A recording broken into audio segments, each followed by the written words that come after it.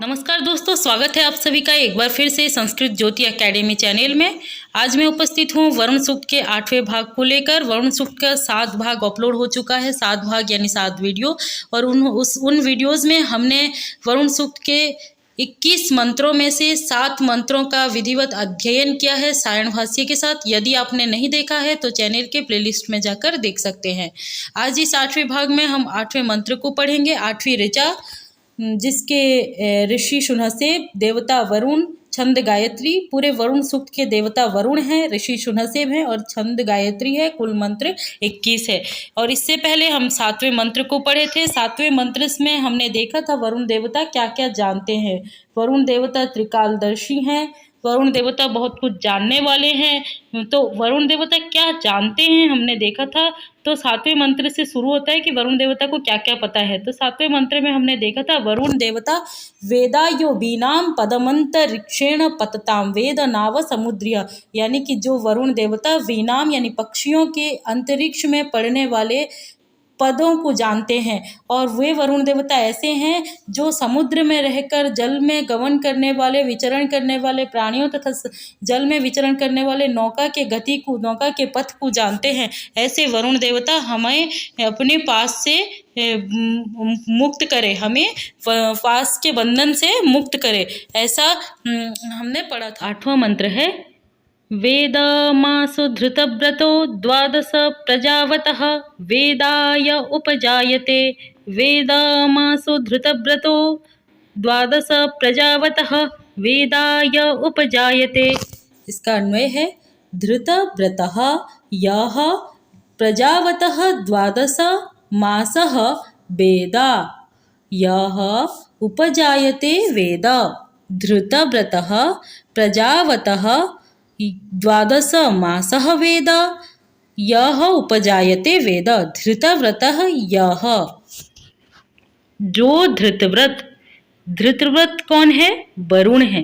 पिछले मंत्र में धृतव्रत का तात्पर्य व्रत को धारण करने वाले यजमान के लिए लिया गया था, लेकिन यहाँ सायण धृत व्रत का अर्थ व्रत को स्वीकार करने वाले, याग को स्वीकार करने वाले वरुण को बोलते हैं। यानी वरुण को, धृत व्रत का तात्पर्य वरुण है। कैसा वरुण? जो याग का स्वीकार करता है, जो कर्म, यज्ञ कर्म का स्वीकार करता है, जो हवि का स्वीकार करता है, ऐसे वरुण को समझाते हैं। धृत व्रत का अर्थ ऐसा वरुण जो याग का स्वीकार करता है, जो यज्ञ या जो कर्म का स्वीकार करता है, जो हवि का स्वीकार करता है, ऐसा वरुण। तो यहाँ धृत व्रत का तात्पर्य वरुण है। आप लोगों ने पिछले भागों में अगर पहले भाग को देखा होगा, वहाँ मैंने बताया है कि धृत व्रत वरुण का एक नाम है, क्योंकि उसके नियम बड़े कठोर और दृढ़ होते हैं। जो नियमों को धारण करता है, कठोर नियमों को धारण करता है, वो धृत व्रत है। और सायण जी यहाँ एक और अर्थ किए हैं, जो कर्म विशेष को धारण करता है, जो कर्म विशेष को, जो याग विशेष को स्वीकार करता है, वो वरुण है। हम एक मंत्र में पढ़े थे वेनंता तदि समानमासते। वेनंत यानी मित्र और वरुण उस हवि को समान रूप से स्वीकार करते हैं, समान रूप से भोजन करते हैं, समान रूप से खाते हैं। यानी कि जो हवि का स्वीकार करने वाला, याग का स्वीकार करने वाला, कर्म विशेष का स्वीकार करने वाला धृतव्रत वरुण। ठीक है, तो धृतव्रत का तात्पर्य यहाँ पे क्या है? वरुण। वरुण देवता का नाम धृतव्रत है। तो धृतव्रत वरुण जो प्रजावतः, प्रजा से युक्त 12 मासः 12 महीनों को वेद जानता है। यह अर्थात जो वरुण उपजायते, संवत्सर के समीप एक अधिक मास 13वां पुरुषोत्तम मास उत्पन्न होता है, उस महीने को भी जो वेद, जो वरुण देवता जानता है, वही वरुण देवता हमें पास मुक्त करे। ये ऐसा जोड़ लेना चाहिए, सायण जी ने अपने भाष्य में कहा है। तो चलिए सायण भाष्य के अनुसार एक बार अर्थ को समझ लेते हैं।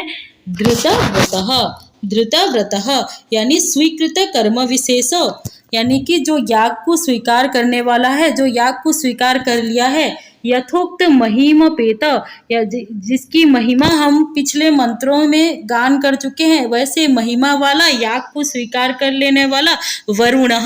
धृतव्रत का तात्पर्य क्या है? वरुण, यानी कि वो वरुण देवता जो याग को स्वीकार कर लेते हैं, जिनकी महिमा पिछले मंत्रों में हम गायन कर चुके हैं, ऐसे वरुण देवता प्रजावतः, प्रजा वाले, प्रजावतः यानी तदुत्पाद्यमान प्रजायुक्तान, यानी कि तब उन क्षणों में उत्पन्न प्रजा से युक्त क्या? 12 मास, 12 महीना, 12 महीनों में प्रत्येक क्षणों में उत्पन्न प्रजा से युक्त। अब 12 मास कौन है? चैत्रादीन, जिसकी जो 12 महीनों में जो चैत्र मास जिसकी आदि है और फाल्गुन मास जिसका अंत है, ऐसे चैत्र आदि और फाल्गुन अंत वाले 12 महीनों में उन क्षणों में उत्पद्यमान प्रजा से युक्त महीनों को वेदो जानती। ठीक है, जो 12 महीनों में निरंतर प्रजा उत्पन्न होते हैं, सृष्टि प्रक्रिया चलती रहती है, उन सृष्टि प्रक्रिया के साथ जो 12 महीनों को जानता है, 12 महीना क्या है?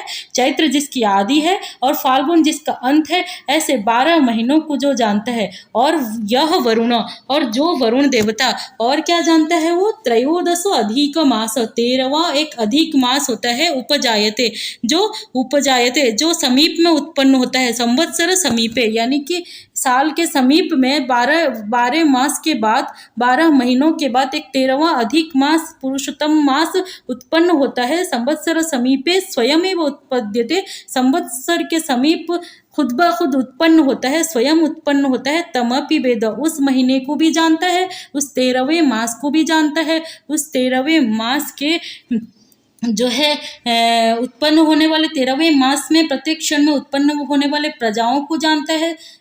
तो वरुण देवता कैसे हैं? जो 12 मास को, फाल्गुन आदि, चैत्र आदि और फाल्गुन अंत वाले 12 महीनों को और साथ में 13वें अधिक मास को जानते हैं और उन क्षणों में उत्पन्न होने वाले सभी प्रजाओं को जानते हैं, यानी कि सृष्टि प्रक्रिया को निरंतर जानने वाले वरुण देवता हैं। ऐसे वरुण देवता क्या करें? हमारे बंधन को मुक्त करें, हमें बंधन से मुक्त करें, यही इस मंत्र का अर्थ है। तो एक बार संपूर्ण रूप से मंत्र का अर्थ देख लेते हैं। धृतव्रतः यानी कि स्वीकृत कर्म विशेष वाले, यानी याग को जो स्वीकार करते हैं, ऐसे वरुण देवता, जो वरुण देवता प्रजाव्रतः यानी प्रजाओं वाले, जिन प्रत्येक क्षणों में प्रजा उत्पन्न होते रहते हैं, ऐसे 12 महीनों को, चैत्रादि और फाल्गुन अंत वाले 12 महीनों को जानते हैं। यह और जो उपजायते, संवत्सर के समीप उत्पन्न होने वाले एक अधिक मास 13वें मास को वेद जानते हैं, ऐसे वरुण देवता हमें बंधन से मुक्त करें। इस प्रकार इस मंत्र का अर्थ हो गया। अगर आप सभी को वीडियो अच्छी लगती है तो आप अपने दोस्तों तक जरूर पहुंचाएं। फिर हम अगले वीडियो में, अगले भाग में 9वें भाग के साथ, 9वें मंत्र के साथ मिलेंगे। इसी तरह हमने अग्नि सूक्त का अध्ययन किया है। यदि आपने नहीं देखा है, जाके चैनल के प्लेलिस्ट में देख सकते हैं। आज के लिए इतना ही, धन्यवाद।